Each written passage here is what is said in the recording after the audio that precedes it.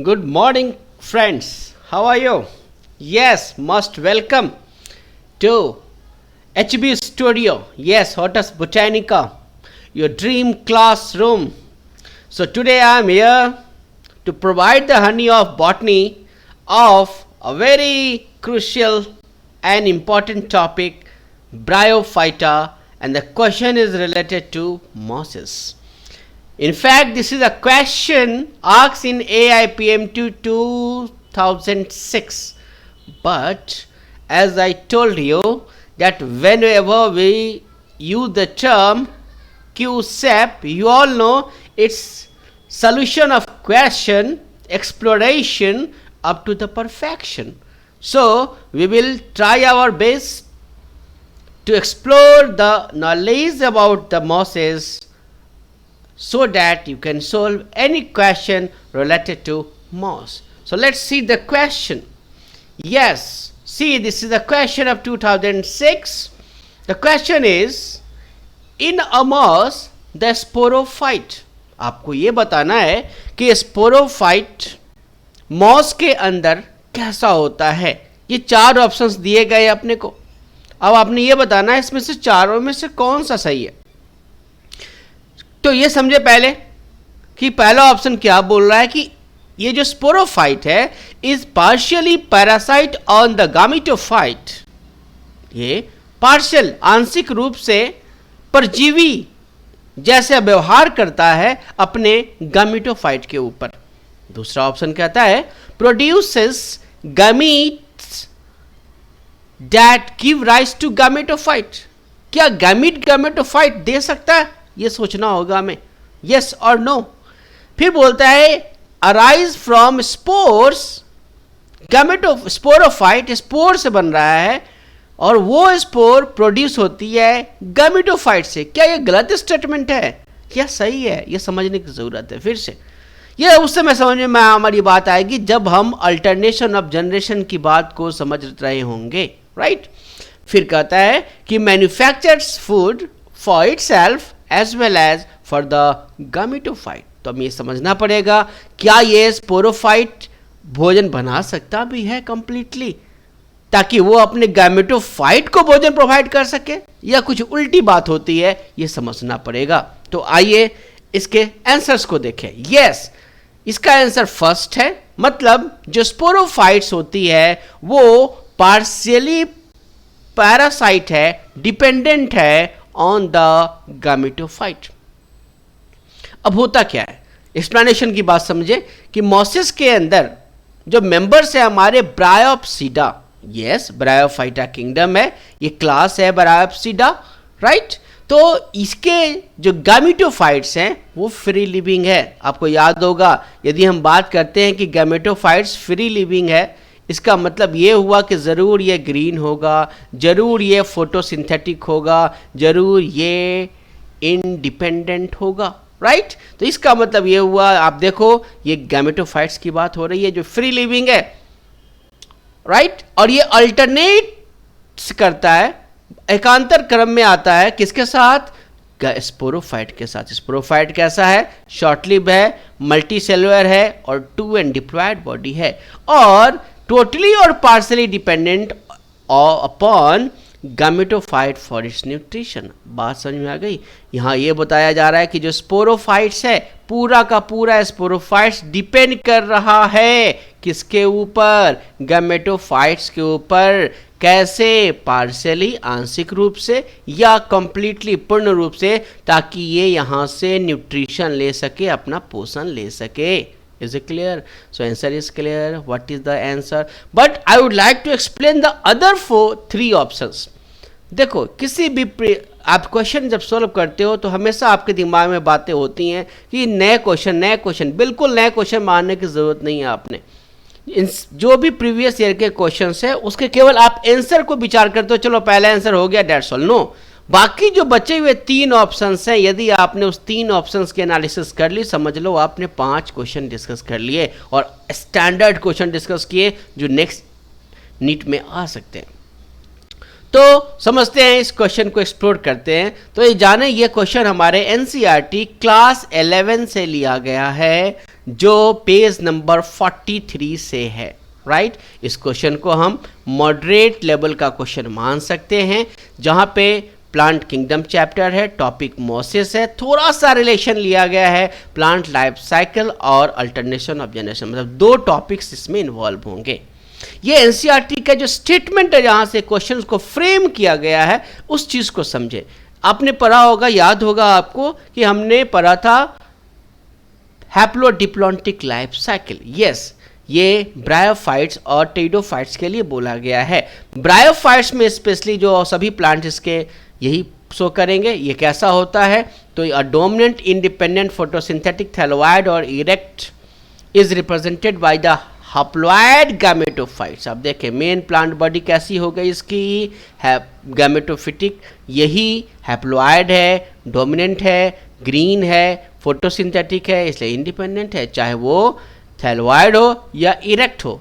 Thalloid मतलब लिवरवर्ट्स की बात हो रही है, रिक्शिया मार्किंसिया की बात हो रही है, इरेक्ट की बात करें तो मोसिस की बात हो रही है, राइट। अब ये गैमेटोफाइट्स अल्टरनेट्स होंगे किसके साथ, शॉर्ट लीव मल्टीसेलुलर स्पोरोफाइट्स के साथ, जो अभी डिस्कस किया, टोटली और पार्शियली डिपेंडेंट होते हैं किसके ऊपर, गैमेटोफाइट्स के ऊपर, ताकि वो एंकर कर सके और भोजन भी प्राप्त कर सके गैमेटोफाइट्स से। सो this is the main source of the question from where the question has been framed in 2006. Now explore the next option. Yes, चलिए 4th ऑप्शन को समझने का प्रयास करते हैं। इससे बहुत सारे हमारे आंसर्स अपने आप आ जाएंगे, बहुत सारे इंपॉर्टेंट क्वेश्चन से निकलने वाले हैं। 4th क्या बोलता है कि जो स्पोरोफाइट्स है मॉस के अंदर, वो sporophytes manufacture food for itself. Sporophyte खुद से अपना भोजन बनाता है, ये बोल रहे हैं वो, as well as for gametophytes. ये अपने लिए भी भोजन बना लेते हैं और गैमेटोफाइट्स के लिए बना लेते हैं। ये बात बिल्कुल गलत है। कैसे गलत है, आइए समझते। हम बात कर रहे हैं मॉस की। जैसे मॉस की बात करते हैं, हमारे पास एक प्लांट का नाम बिल्कुल याद आता है, that is called Funaria. Funaria का प्लांट आप देखो यहाँ पर हुआ है। इस फ्यूनेरिया में देखो जो मेन प्लांट बॉडी है वो हो गया गैमेटोफाइट्स। ये इसकी ऊपर आप देखें स्पोरोफाइट्स आ गया। अब क्या देखते हैं कि जो गैमेटोफाइट्स है वो इरेक्ट है, यहाँ पे राइजोइड्स है, मेन एक्सिस है, ये लीफी अपेंडेजेस हैं जो क्या करेंगे, हाँ ये ग्रीन होंगे, फोटोसिंथेटिक होंगे, भोजन बनाएंगे। इस कारण से जो गैमेटोफाइट्स है वो फ्री लिविंग हो जाएगा, ये इंडिपेंडेंट हो जाएगा। इसका मतलब इसको किसी पे डिपेंड रहने की ज़रूरत नहीं है। लेकिन आप सोचो, ये जो स्पोरोफाइट है that is well differentiated into foot, seta and capsule. बिल्कुल सही। ये जो है इस यदि मैंने यहाँ से कट कर दिया तो आप बताओ इसको क्या नहीं मिल पाएगी। बिल्कुल सही, राइजोइड्स से जो पानी मिल रहा था, यहाँ से जो वाटर की सप्लाई हो रही थी अपवर्ड डायरेक्शन में, वो नहीं मिलेगा। लीफ फोटोसिंथेसिस के बाद फूड बना रहा था, इसको फूड भी नहीं मिलेगी। इसका मतलब ये हुआ कि ना तो भोजन मिलेगी इसको, ना तो पानी मिलेगी, और फाइनली ये तो मर सकता है। इसका मतलब ये जो स्पोरोफाइट है, ये आप सही से देखो तो ये फ्री लिविंग एग्जिस्टेंस में प्रॉब्लम आएगी, इसीलिए ये डिपेंडेंट होगा। कितना डिपेंडेंट होगा, तो अभी देखा आपने, पार्शियली या कंप्लीटली डिपेंडेंट होगा। ऐसा इसलिए कहा गया है क्योंकि कुछ हमारे जो ब्रायोफाइट्स होते हैं उसके अंदर कुछ ग्रीन सेल्स बन जाते हैं। जब ग्रीन सेल्स बन जाएंगे तो वो फोटोसिंथेसिस करेंगे। जब फोटोसिंथेसिस करेंगे तो डिपेंडेंसी पार्शियल हो जाएगी। लेकिन यदि वो फोटोसिंथेटिक सेल्स बहुत कम है, ना के बराबर है, तो भोजन तो बना नहीं सकते। इसीलिए वो कंप्लीट होंगे, ताकि वो कंप्लीटली भोजन के लिए उसी पे आश्रित होंगे। किस पे, गैमेटोफाइट्स पे। इसका मतलब जो स्पोरोफाइट्स है वो पैरासाइट है, डिपेंडेंट है किसके ऊपर, गैमेटोफाइट्स के ऊपर। रियली तो by this diagram you can understand कि भाई जो फूड बना रहा है वो तो गैमेटोफाइट है, जबकि स्टेटमेंट बोला गया कि जो स्पोरोफाइट है वो भोजन बनाता है, इटसेल्फ अपने आप बनाता है। ये अपने आप किसकी बात हो रही है? स्पोरोफाइट्स की बात हो रही है, जो अपने आप में गलत है। और गैमेटोफाइट्स के लिए भी बनाता है, मतलब क्या कि ये स्पोरोफाइट्स बना के भोजन गैमेटोफाइट्स को देगा, ये भी बात गलत है। तो दो स्टेटमेंट बोली गई है इसके अंतर्गत, और दोनों ही स्टेटमेंट अपने आप में गलत है। तो ये जो मॉस कैप्सूल जो आप देख रहे हैं, ये मॉस कैप्सूल तो समझते हैं, इससे भी रिलेटेड क्वेश्चन आते हैं। मॉस कैप्सूल्स है फोटोसिंथेटिक सेल्स। अभी मैंने कहा ना, पार्शियली डिपेंडेंट इसलिए होते हैं कि मॉस कैप्सूल में कुछ ग्रीन सेल्स हैं जो अपना भोजन बना लेंगे, और जो मॉस के जो स्पोरोफाइट्स हैं वो पार्शियली डिपेंड होंगे या पैरासाइट होंगे किसके ऊपर? गैमेटोफाइट्स के ऊपर। चूंकि उसके पास फोटोसिंथेटिक सेल्स हैं, ग्रीन सेल्स हैं, तो थोड़ी सी भोजन बना सकते हैं उसके ऊपर, इसलिए उनकी डिपेंडेंसी कंप्लीट नहीं होगी, वो पार्शियल होगी। Is it clear friends? अब आप समझो स्टूडेंट्स। दूसरा आप देखो, ये डायग्राम समझो। ये डायग्राम जो हमने लिया है, ये तो बात करी गैमेटोफाइट्स की बात करी, हैप्लॉइड बॉडी है किसका? स्पिनेरिया का, राइट? इसको कॉर्ड मॉस या ग्रीन मॉस के नाम से जानते हैं, राइट? लेकिन यदि यहां से यहां तक है, अब ये जो बॉडी आप देख रहे हो, ये जो बॉडी है, this very body is the sporophyte. अब हम इसे स्पोरोफाइट की बात करें तो ये स्पोरोफाइट जो फ्यूनेरिया के स्पोरोफिटिक बॉडी है, इसमें भी आपने देखा कि ये क्या है? फुट, शीटा और कैप्सूल में बटा है। यहाँ आप देखें, ये ही है इसका टोटल बॉडी जिसमें आप देख रहे हो, इसको समझो this is the moss of the Funaria. इस मॉस के अंदर आप देख रहे हैं कि 3 बॉडी होती है, वेल डिफरेंशिएटेड होता है। ये आप देखें, ये है इसका सीटा, एपोफाइसिस एंड ओपर्क्यूलम। यस, इसका मतलब क्वेश्चन आ सकता है कि मॉस कैप्सूल के अंदर मेन इंपॉर्टेंट स्ट्रक्चर्स कौन होते हैं? तो आपको याद रखना है ओपर्क्यूलम, एपोफाइसिस और सीटा, राइट? और यहाँ पे आप देखें सीटा तो नीचे हो गया, एक और बॉडी यहाँ से यहाँ तक की होती है जिसको हम थीका भी बोलते हैं, ठीक है? इसी थीका के अंतर्गत स्पोर का फॉर्मेशन होता है। आपने देखा जो एपोफाइसिस है, ये सारे एपोफाइसिस जो आप देखो, ये ग्रीन सेल्स दिखाई दे रहा है। जब ये सेल्स ग्रीन होंगे तो बट नेचुरल है, ये फोटोसिंथेटिक होंगे, और जब फोटोसिंथेसिस होंगे इसका मतलब इसकी डिपेंडेंसी कंप्लीट नहीं होगी। कैसी होगी? बिल्कुल सही, पार्शियल होगी। इसका मतलब ये हुआ कि जो मॉस कैप्सूल बनेगा, ये जो कैप्सूल आपको यहाँ दिख रहा है, यही कैप्सूल आप यहाँ देखें तो आपको समझ में आएगा कि इसके अंदर ग्रीन सेल्स होती है जो फोटोसिंथेटिक कर सकती है। इसीलिए डिपेंडेंसी जो है फिनेरिया के स्पोरोफाइट की पार्शियल होती है इसके गैमेटोफाइट्स के ऊपर। Is it clear? तो इस तरीके से this statement is wrong. Is it clear friends? So many questions will come from this concept. I think by this diagrammatic representation you are very much confident. I'm right? Good. Move the next slides. जब हम बात करते हैं, उधर तो मैंने बात कर लिया मॉस की, आइए उसी से रिलेटेड हम बात करते हैं कि कब ये कंप्लीटली डिपेंडेंसी की बात हो सकती है और क्यों हो सकती है। तो आपके पास याद कीजिए, एक तो होता है मार्केंसिया। मार्केंसिया हमारा लिवर वर्ड्स में हमने पढ़ना है। अब मैंने फर्स्ट में देखो मार्केंसिया के गैमेटोफाइट्स की बात करी है। अब मार्केंसिया क्वेश्चन आएगा कि मार्केंसिया के गैमेटोफाइट्स को हम कैसे जान सकते हैं? Yes, it is characterized by 2 important characters, features. First, dioecious. Dioecious मतलब मेल सेक्स बॉडी अलग होगी और फीमेल सेक्स बॉडी अलग होगी। दोनों के अलग अलग होंगे sexual structure, organs in different plant body, that's why they are dioecious. दूसरा, गीमा कप पाया जाएगा और गीमा कप के अंदर गीमा होगी और इसी गीमा के कारण प्लांट्स का फॉर्मेशन होता है, न्यू प्लांट्स का फॉर्मेशन होता है through the asexual reproduction. It's a type of vegetative propagation, right?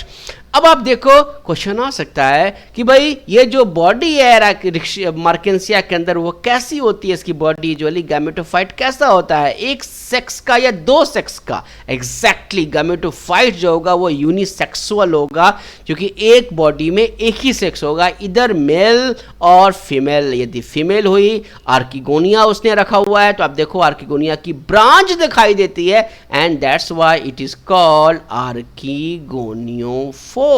जबकि एंथेरिडिया मेल सेक्स के ब्रांच निकलेंगे, this is called as antheridiophore, right. तो इस तरीके से हमने देखा कि इसके जो फीमेल सेक्स ब्रांच होंगे, this female sex branch is called archegoniophore and the male sex branch is called antheridiophore, and this is the gamma cup, and this gamma cup contains what? Gamma, and from one gamma two thallus will form। ये question आ सकता है कि बताओ यदि आपके पास 10 गीमा दी गई है तो कितने न्यू थैलस आप बना सकते हो, कितने न्यू थैलाई बन सकते हैं? तो 10 से 20 की, एक से तो हम 2 ही बना पा रहे हैं इसमें, राइट।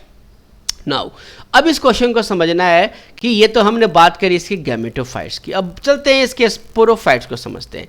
अब बोलते हैं कि इसका जो स्पोरोफाइट्स है, this sporophyte is also differentiated into foot, सीटा एंड कैप्सूल, यस। और ये देखो इसके अंदर कैलिप्ट्रा भी होता है। ये क्वेश्चंस आते हैं कि कैलिप्ट्रा क्या है, और यही कैलिप्ट्रा है जो इसकी प्रोटेक्टिव कवरिंग होती है और इसकी प्लोइडी लेवल हैप्लॉइड होती है। एन बहुत इंपॉर्टेंट क्वेश्चन कि कैलिप्ट्रा किसका पार्ट है? ये से गैमेटोफाइट का पार्ट है। बेशक ये है स्पोरोफाइट के अंदर, बट ये डिराइव हुआ है किससे? गैमेटोफाइट से। Since it derives from the gametophytes, that's why the ploidy level of calyptra is haploid. Very important statement and conceptual part, because question may come based on the number of chromosome, that if the Mercansia, the X number of chromosome is haploid and it is haploid the number of chromosome 10, यदि ये 10 है तो बताओ calyptra में क्या होगा? इसका भी 10 होगा। लेकिन उसी से रिलेटेड एक और क्वेश्चन आता है, इलेटर्स। अब समझे इलेटर्स क्या होता है। जब कैप्सूल को आप देखेंगे तो कैप्सूल के अंदर इस तरीके से एक आप देखेंगे तो स्पाइरल बाइंडिंग्स होती है, and that spiral binding helps in the spore dispersal, and this is called elaters, and this elater is diploid, 2n होती है। ये स्टेराइल बॉडी है but helps in the spore dispersal, spore के disperse होने में, बाहर निकलने में मदद करती है।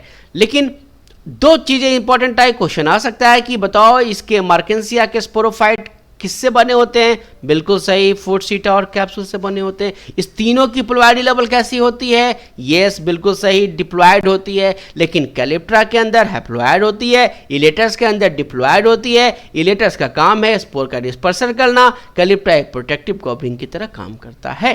Is it clear? अब समझे कि इसके अंदर जो फोटोसिंथेटिक सेल्स है स्पोरोफाइट ऑफ मार्केंसिया के अंदर, ये बहुत ही कम है।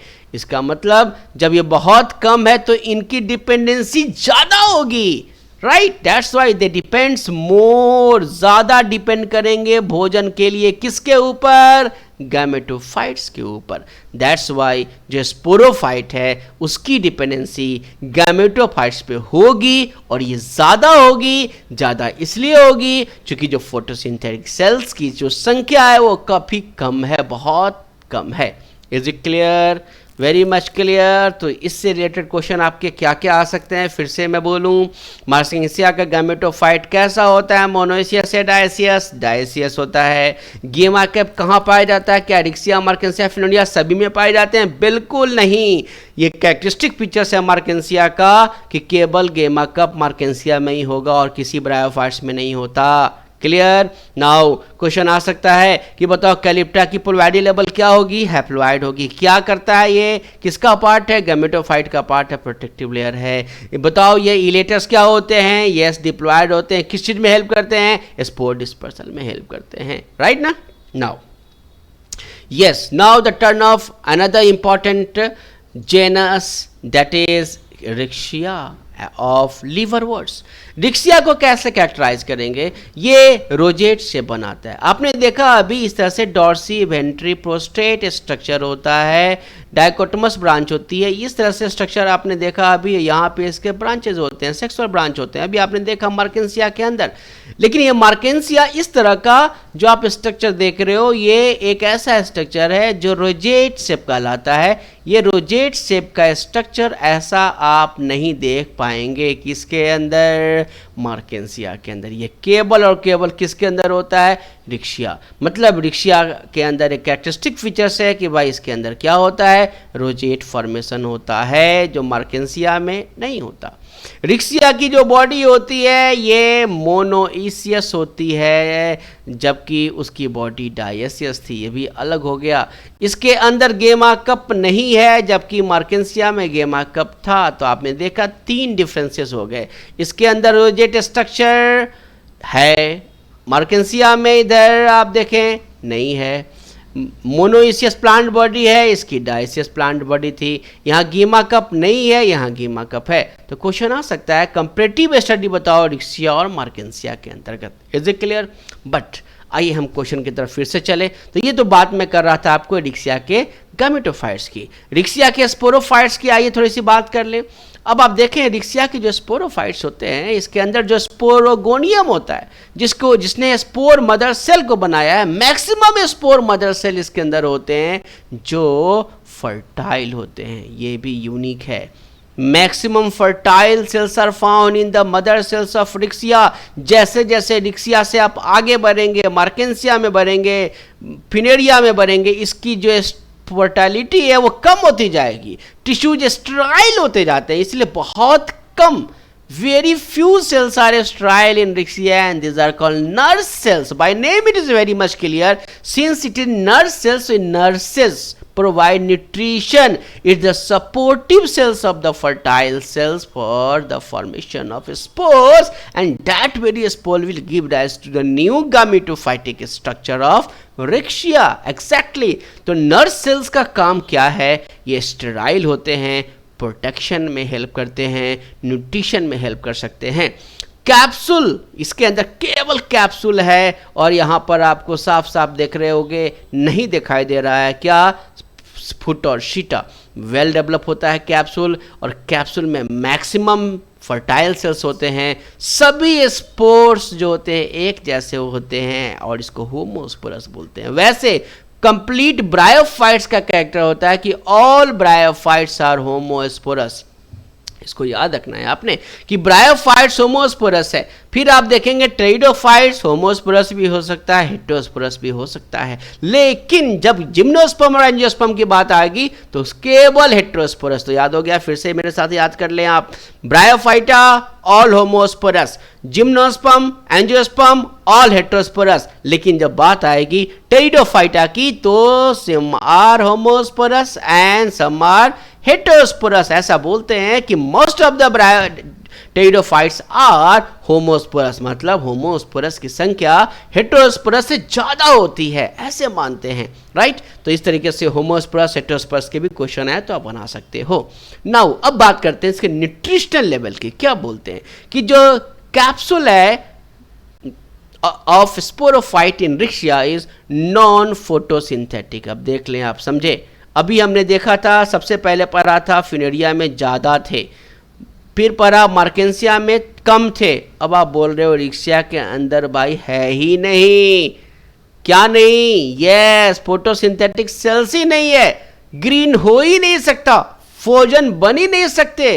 तो क्या लगता है आपको डिपेंडेंसी कैसी होगी? कंप्लीट होगी या पार्शियल होगी? बिल्कुल सही सोच रहे हो आप, टोटल डिपेंडेंसी होगी, कंप्लीट पैरासिटिक होगा ये स्पोरोफाइट, ताकि ये भोजन ले सके, गैमेटोफाइट से न्यूट्रिशन प्रोवाइड कर सके।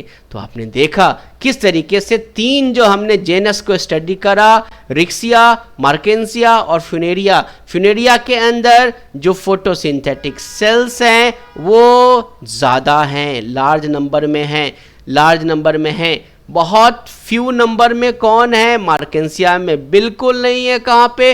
रिक्सिया में, तो जैसे जैसे फोटोसिंथेटिक सेल्स की संख्या कम होती जाएगी इसकी डिपेंडेंसी बढ़ती जाएगी, तो रिक्सिया की डिपेंडेंसी कंप्लीट होगी। जैसे जैसे हम बढ़ते जाएंगे ग्रीन सेल्स भी बढ़ते जाएगा और इस कारण से डिपेंडेंसी पार्शियल होती जाएगी। तो क्वेश्चन ये भी आ सकता है कि जैसे जैसे ब्रायोफाइट में रिक्सिया से फिनेरिया की तरफ हम यदि डेवलप करते हैं तो बताओ डिपेंडेंसी घटेगी या बढ़ेगी? ऑफ कोर्स डिपेंडेंसी घटती जाएगी, राइट ना, मतलब स्टेरिलाइजेशन ज्यादा होगा और इसी स्टेरिलाइजेशन के कारण फोटोसिंथेटिक सेल्स का फॉर्मेशन ज्यादा होगा और वो न्यूट्रिशन अपना खुद से कर पाएगा। कौन? स्पोरोफाइट, इसलिए उसकी डिपेंडेंसी गैमेटोफाइट्स पे कम होगी। I think you have got all the basic concept very much clear, right. चलिए अब बारी है ऑप्शन सेकेंड और थर्ड को समझने की। कैसे इन्होंने स्टेटमेंट में ही गलत बात लिखी है समझते हैं। अब देखो स्टेटमेंट से पहले एक बेसिक कॉन्सेप्ट समझते हैं about alternation of generation. Alternation of generation by name is clear कि दो फेजेस होंगे, एक तो होगा हमारा स्पोरोफाइट होगा और दूसरा फेज जो होगा वो गैमेटोफाइट होगा। यही स्पोरोफाइट जो होती है उसकी प्लूइडी लेवल 2n होती है, डिप्लॉयड है, इसकी प्लूइडी लेवल हैप्लॉयड होती है। स्पोरोफाइट का निर्माण करेगा किसका? स्पोर मदर सेल का, अभी भी प्लूइडी लेवल डिप्लॉयड है। अब यहाँ पर आप देखो ये रिडक्शन डिवीजन करते हैं, मियोसिस हो रहा है और मियोसिस के बाद ये स्पोर बनाता है जो हैप्लॉयड हो गया, राइट। अब यही हैप्लॉयड जो स्पोर्स है जो माइटोसिस करता है और माइटोसिस के बाद ये जो बॉडी बनाता है that body is called gametophyte, जो हैप्लॉयड ही होगा। अब ये गैमेटोफाइट क्या बनाएंगे? गैमीट्स बनाएंगे। गैमीट्स मेल गैमीट्स भी हो सकता है और ये फीमेल गैमीट भी हो सकता है। मेल और फीमेल गैमीट दोनों फिर से फर्टिलाइजेशन करते हैं और फर्टिलाइजेशन के बाद आप देखो जाइगोट का निर्माण होता है, डिप्लॉयड बॉडी। फिर जाइगोट के अंदर माइटोसिस होती है और फाइनली माइटोसिस होने के बाद जो जाइगोट है एम्ब्रियो बनाता है and come in the form of A sporophyte and this is called alternation of generation. अब समझे हम इसको। हमने क्या देखा? हमने ये देखा कि क्वेश्चन अब आएगा कि टेल मी कि जो गैमेटोफाइट है वो डेवलप कहां से हुआ है। आप देखो ये स्पोर ने बनाया है किसको? गैमेटोफाइट्स को, राइट। तो क्वेश्चन आ सकता है बताओ स्पोरोफाइट को किसने बनाया? जाइगोट ने बनाया है। तो zygote give rise to sporophyte, spores give rise to gametophyte. इस तरीके से देखें जो सेकेंड ऑप्शन है क्या क्वेश्चन था? क्वेश्चन में बोला गया था स्पोरोफाइट्स की बात हो गई थी, इन मॉस स्पोरोफाइट। क्वेश्चन हुआ स्टेटमेंट क्या बन गया फिर से कि स्पोरोफाइट प्रोड्यूसेस गैमीट। अब देखो ये स्पोरोफाइट यहाँ है, इसने गैमीट्स कहाँ बनाया? इसने तो स्पोर बनाया है। गैमीट्स तो आप देखो कौन बना रहा है? गैमेटोफाइट्स बना रहा है, गैमेटोफाइट प्रोड्यूस कर रहा है। That's why this statement is wrong. आगे देखते हैं, gametes give rise to gametophyte. ये गैमीट्स जो है ये देखो गैमीट्स है, अभी गैमीट्स से यहाँ पे स्पोरोफाइट नहीं बन रहा है, ये गैमेटोफाइट किससे बन रहा है? स्पोर से बन रहा है, इसलिए ये भी गलत हो गया। इसका मतलब ये हुआ, आपने देखा कि किस तरीके से ये स्टेटमेंट इसका गलत हो गया, right. So this second option is completely wrong. दो स्टेटमेंट इसके ऐसे हैं जो रॉन्ग हैं, दो इंफॉर्मेशन रॉन्ग है। नाउ थर्ड को समझते हैं। थर्ड ने कहा है कि स्पोरोफाइट अराइज फ्रॉम स्पोर। फिर वही बात गलत हो गई ना, स्पोर से क्या बनेगा? गैमेटोफाइट बनेगा। इन्होंने किसकी बात करी है? स्पोरोफाइट। स्पोरोफाइट किससे बनता है? जाइगोट से बनता है। तो ये स्टेटमेंट भी इनका गलत हो गया। प्रोड्यूस फ्रॉम गैमेटोफाइट, अभी अब देखो गैमेटोफाइट प्रोड्यूस बनाएगा, स्पोर्स बनाएगा, बिल्कुल गलत। आप देखो यहाँ पर जो स्पोरोफाइट्स है, ये स्पोर्स है, वो किससे प्रोड्यूस हो रहा है? यहाँ से प्रोड्यूस हो रहा है भाई, राइट ना। स्पोरोफाइट बनाया है स्पोर्स को, ना कि गैमेटोफाइट्स बना रहा है, इसलिए ये स्टेटमेंट भी गलत हो गया। सो this is the alternation of generation के कॉन्सेप्ट से ये दोनों स्टेटमेंट को बनाया गया है और आपको कंफ्यूज किया गया। दोनों ही स्टेटमेंट दो इन्फॉर्मेशन लेके गलत हो गए हैं। और आप कह सकते हो यहाँ पर मैंने डायग्राम जो लिया है ये एक हैप्लोडिप्लॉन्टिक लाइफ साइकिल से है जो कंप्लीटली ब्रायोफाइट और टेरिडोफाइट्स में होता है। ये क्वेश्चन चूंकि ब्रायोफाइट से है तो याद रखना है कि ब्रायोफाइट्स का जो लाइफ साइकिल पैटर्न होता है वो हैप्लोडिप्लॉन्टिक होता है, टेरिडोफाइट्स के भी लाइफ साइकिल पैटर्न हैप्लोडिप्लॉन्टिक होते हैं। क्लियर। अब इसमें एक और जो कॉन्सेप्चुअल क्वेश्चन आया है एम्स में भी नीट्स में भी, AIPMTs में। आइए उसको समझते हैं। जो स्पोरोजेनस टिश्यूज है, मतलब स्पोरोगोनियम है ऑफ ब्रायोफाइट्स, तीन ही तो पढ़ना है हमने, एक तो रिक्शिया हो गया, दूसरा मार्केंसिया हो गया और तीसरा फिनेरिया हो गया। अब आप देखिए, एक बड़ा कॉमन स्टेटमेंट जब आता है तो बच्चे कंफ्यूज होते हैं कि सर क्वेश्चन का क्या मतलब होता है। क्वेश्चन यदि स्टेटमेंट बन के आता है कि क्यों बोलते हैं ऐसा, कि किस प्लांट्स के लिए और कैसे बोला गया। अब स्टेटमेंट समझें आप पहले। ग्रेजुअल स्टेलाइजेशन, धीरे धीरे स्टेलाइजेशन हो रहा है, मतलब स्टेलाइज्ड टिश्यूज हो रहे हैं, फर्टाइल से स्टेराइल हो रहे हैं, तो फर्टिलिटी लॉस हो रही है और स्टेराइलाइजेशन बढ़ता जा रहा है। तो ग्रेजुअली जो स्टेराइल टिश्यूज हैं वो बढ़ते जा रहे हैं, स्टेराइजेशन बढ़ता जा रहा है। कहाँ? जो स्पोरोजेनस टिश्यूज था उसके अंदर, जो सभी के सभी फर्टाइल थे, इस फर्टाइलिटी के अंदर स्टेलाइजेशन होता जा रहा है और ये धीरे धीरे लोअर फॉर्म से शुरू होता है और हायर फॉर्म तक पहुंचता है। कहाँ? क्वेश्चन आता है किसके ग्रुप में? तो याद रखना है ब्रायोफाइट्स के ग्रुप में। कहाँ से कहाँ? Lower form Riccia, higher form Funaria. अब इस बात को फिर से डायग्रामेटिकली समझें। अब देखें आप, ये रिक्सिया है, रिक्सिया के अंदर ये पूरी की पूरी बॉडी आप जो देख रहे हैं ये तो हो गया कैप्सूल, अभी हमने देखा था ये कैप्सूल हो गया। कैप्सूल के अंदर मैंने बताया था मैक्सिमम सेल्स कैसे हैं इसके? फर्टाइल हैं। थोड़े से टिश्यूज जो हैं वो कैसे हैं? स्टेराइल हैं। वो कौन है? यही नर्व सेल्स जो स्टेराइल है।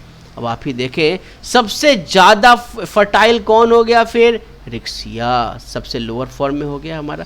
आगे बढ़ते हैं। अब इसी के अंदर आप देखें, ये कैप्सूल के अंदर कैलिप्ट्रा भी बना, मैंने बताया था इसी के अंदर यहाँ पे इलेटर्स भी बनते हैं। धीरे धीरे आप क्या देख रहे हो कि जो स्टेलाइज्ड टिश्यूज है वो बढ़ती जा रही है। यहाँ जहाँ पर 2-4 सेल्स थे स्टेराइल के, यहाँ पे उसकी संख्या बढ़ती चली गई, राइट। फिर से आप देखो, ये है कैप्सूल। किसका कैप्सूल? कैप्सूल है फ्यूनेरिया का, जहाँ पर केवल ये जो स्ट्रक्चर आप देख रहे हैं इतना, यस, इसी को थीका बोले, इसी के अंदर होता है स्पोर मदर सेल, जो मियोसिस करके स्पोर का फॉर्मेशन बनाता है और स्पोर से फिर बाद में गैमेटोफिटिक स्ट्रक्चर बनती है। थोड़ा सा सेल है, बाकी टोटल जो स्ट्रक्चर आप देख रहे हैं इसको छोड़ दें और इसको छोड़ दें, बस यही है। ये भी फर्टाइल है और ये फर्टाइल, बाकी टोटल का टोटल स्ट्रक्चर कैसा है? स्टेराइल और स्टेराइल है। देखा आपने, यहाँ देखे स्पोरोगोनियम, यही स्पोरोगोनियम, केवल इतने सेल्स जो होंगे, इसके अंदर भी ये इलेटर्स यहाँ पे होगा, कैप्सूल के अंदर ये भी स्टेराइल है। थोड़ा सा जो यहाँ पर होगा ये होगा स्पोर मदर सेल, यही फर्टाइल होगा। तो आप क्या देख रहे हो कि जैसे जैसे आप रिक्सिया से फिनेरिया की तरफ बढ़ते जा रहे हो, जो स्टेराइल टिश्यूज हैं, जो भी स्टेराइल सेल्स हैं, इसकी संख्या बढ़ती जा रही है और स्पोरोजेनस टिश्यूज के अंदर जो फर्टाइल सेल्स हैं उसकी संख्या कम होती जा रही है। मीन्स टू से इंक्रीज क्या हुआ? Sterile tissues, that's why it is called sterilisation. So this is gradual sterilisation in the sporogenous tissues from the lower form to the higher form of the bryophytes, from Riccia to Funaria. Is it clear? अच्छा, इसी से एक और बात समझिए आप, जैसे जैसे ये स्टेलाइजेशन बढ़ता जाएगा, इसके अंदर जो फोटोसिंथेटिक सेल्स हैं इसकी संख्या क्या लगता है आपको? बताओ, बढ़ेगी या कम होगी? बिल्कुल सही, देख रहे हो ग्रीननेस बढ़ती जा रही है, इसका मतलब फोटोसिंथेटिक सेल बढ़ता जाएगा और जैसे जैसे फोटोसिंथेटिक सेल बढ़ता जाएगा तैसे तैसे इसकी डिपेंडेंसी भी कम होती जाएगी। इसका मतलब जैसे जैसे स्टेराइल होता जाएगा इसकी डिपेंडेंसी भी कम होती जाएगी। बिल्कुल सही। तो आप देखो, डिपेंडेंसी ऑफ स्पोरोफाइट्स टोटली है कहाँ? शुरू में। क्यों? क्योंकि यहाँ पर क्या होंगे? फोटोसिंथेटिक सेल्स तो बहुत कम होंगे। जैसे जैसे वो स्टेराइल होता जाएगा, फोटोसिंथेटिक सेल की संख्या बढ़ती जाएगी, तो फाइनली वो पार्शियल डिपेंडेंसी शो करेगा, जो कहाँ देखा गया है? फिनेरिया के अंदर। Is it clear? तो आपने दो स्टेटमेंट को बढ़िया से इसके कॉन्सेप्ट को समझा कि क्यों इस बात को बोला गया कि भाई ये जो ग्रेजुअल स्टेलाइजेशन होती है स्पोरोजेनस में और डिपेंडेंसी ऑफ स्पोरोफाइट है, क्यों टोटली टू पार्शियली होती है from Riccia to Marchantia. Is it clear? Now अब समझो लास्ट पेज नंबर कहाँ से लिया गया? पेज नंबर 32 से है, टॉपिक 3.2 2.2 मॉस का सेकंड पैर अगर आपको समझे, इससे भी क्वेश्चन आते हैं तो बच्चे बड़ा कंफ्यूज होते हैं, सर इस लाइन इसका स्टेटमेंट का क्या मतलब होता है, सर इसको समझा दे, एनसीईआरटी ने क्लियर नहीं किया है, बहुत एसिमुलेटेड लाइन है ये, समझे। लाइन क्या लिखी है एनसीईआरटी ने, द स्पोरोफाइट इन मॉस, मतलब मॉस के स्पोरोफाइट्स के अंदर मोर इलेबरेट, ये धीरे धीरे इलेबरेट हो रहा, मतलब जो मॉस का स्पोरोफाइट है वो ज़्यादा डेवलप है, ज़्यादा एडवांस है। इलेबरेट का मतलब आप एडवांस से ले, एडवांस है देन किससे, ये लीवरवोर्ट से। लीवरवोर्ट्स का मतलब रिक्सिया, और मुख्य रूप से आपको जो पढ़ना है मार्केंसिया, तो इनका ये कहना है कि भाई मार्केंसिया के अंदर जो स्पोरोफाइट्स हैं और फ्यूगनेरिया के अंदर जो स्पोरोफाइट है कौन ज़्यादा एडवांस है, यस फ्यूनेरिया, मॉस का जो स्पोरोफाइट है वो ज़्यादा एडवांस है। आपने अभी देखा किस तरह से कैप्सूल का एडवांसमेंट बहुत ज़्यादा है, राइट। फिर से मैं आपको दिखा दूं, आप देखें, फिर से आप देखें एक बार, फिर से मैं आपको दिखाऊं, यस आप देखें ये है इसका कैप्सूल। अब इस कैप्सूल के अंदर कितनी सारी चीज़ें आई हैं, तो मोस्ट एडवांस्ड जो स्ट्रक्चर है वो कौन है, यही है फ्यूनेरिया।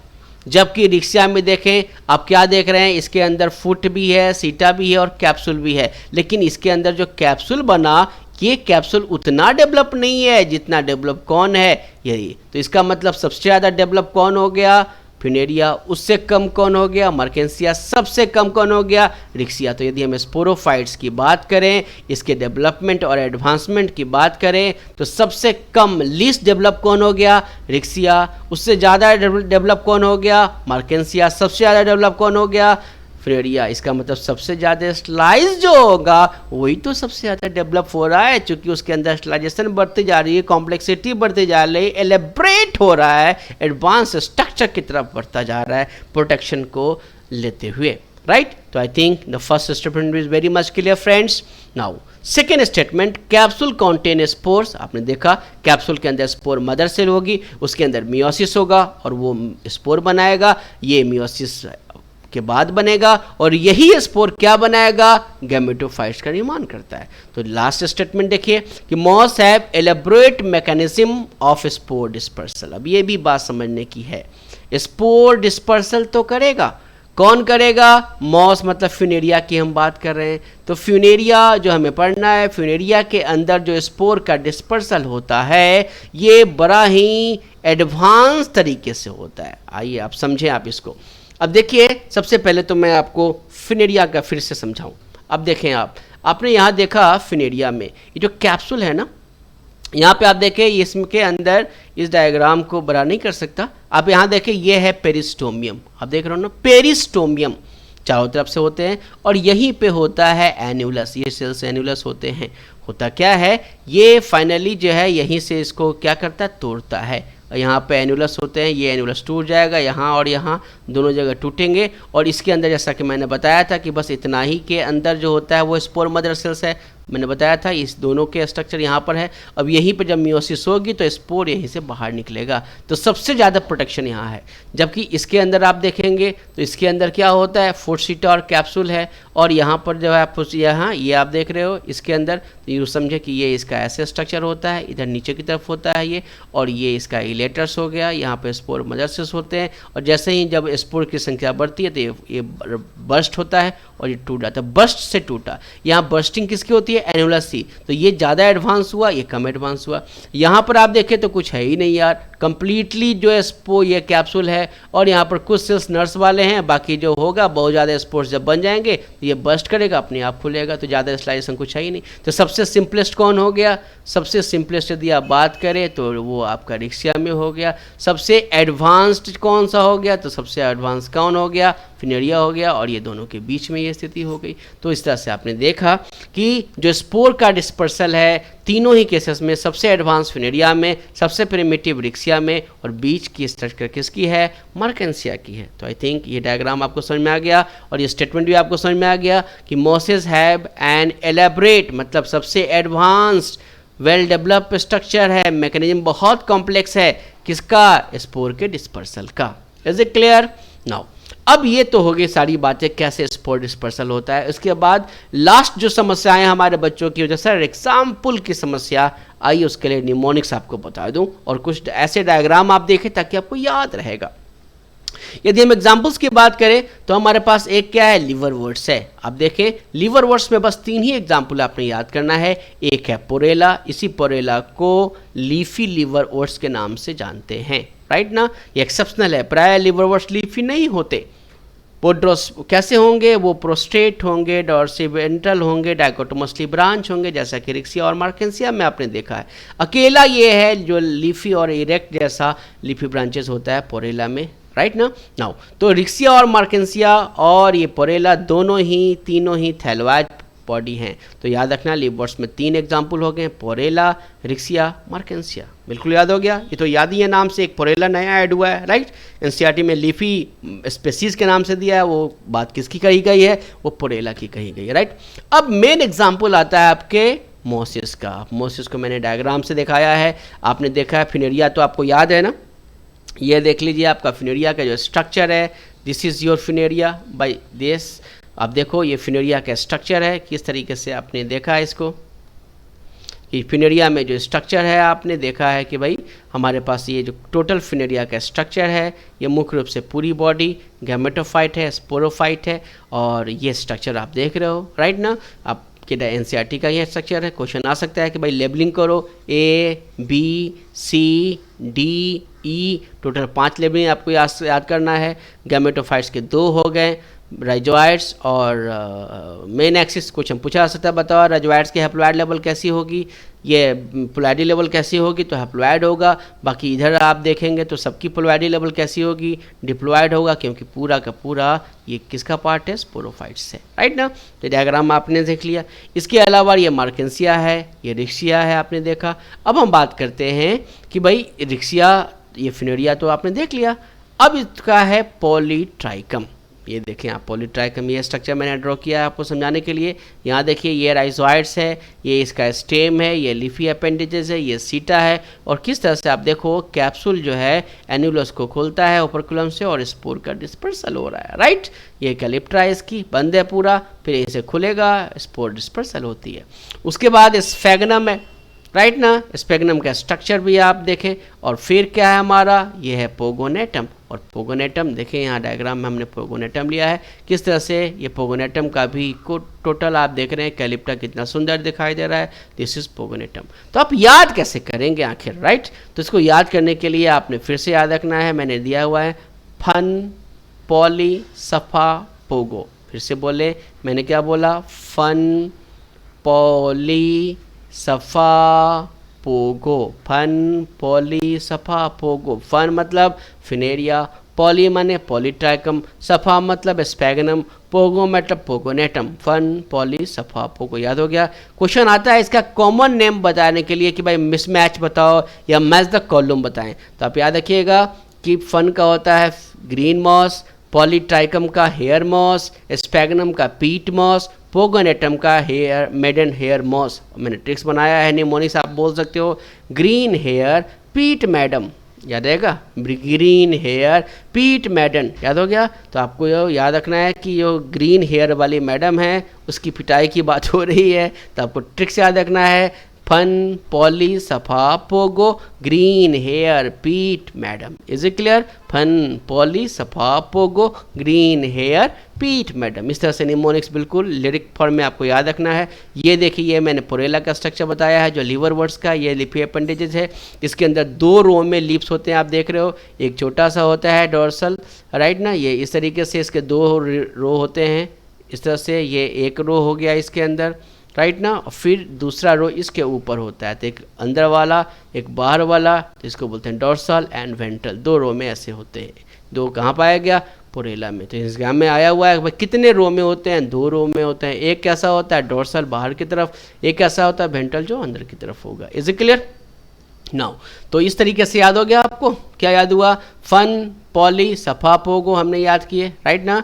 और इस तरीके से हमने दोनों एग्जाम्पल याद कर लिया कि फन पॉली सफा पोगो याद किया आपने, और दूसरा याद करा कि भाई उसके अंदर यदि हम ले तो हमारे पास क्या आ गया? हमारे पास केवल ये आ गया कि किस तरीके से हमारे पास नाम आ गए, पोरेला का है, रिक्सिया का है, मार्केंसिया, इधर हो गया fun, poly, safa, pogo, green, hair, peat, madam. Is it clear?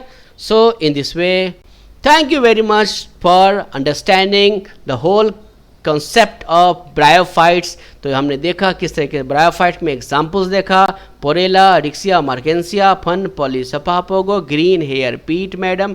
फिर हमने स्पोरोगोनियम की बात समझी, कैसे स्लाइजेशन हो रहा है, धीरे धीरे ये बढ़ता गया। फिर हमने ये पढ़ा अल्टरनेशन ऑफ जनरेशन की बात करी, किस तरीके से स्पोर का डेवलपमेंट, स्पोर से ही गैमेटोफाइट बनता है और गैमेट्स ही है जो किसको बनाएगा, स्पोरोफाइट्स को बनाता है। जाइगोट से ही स्पोरोफाइट्स बनती है, राइट ना। फिर हमने देखा मार्केंसिया के बारे में देखा, हमने इधर उसके स्पोरोफाइटिक स्ट्रक्चर को देखा, फिर मार्केंसिया को देखा, फिनेरिया को देखा, क्वेश्चन के सोर्सेज को पढ़े ताकि परफेक्ट नॉलेज मिल सके।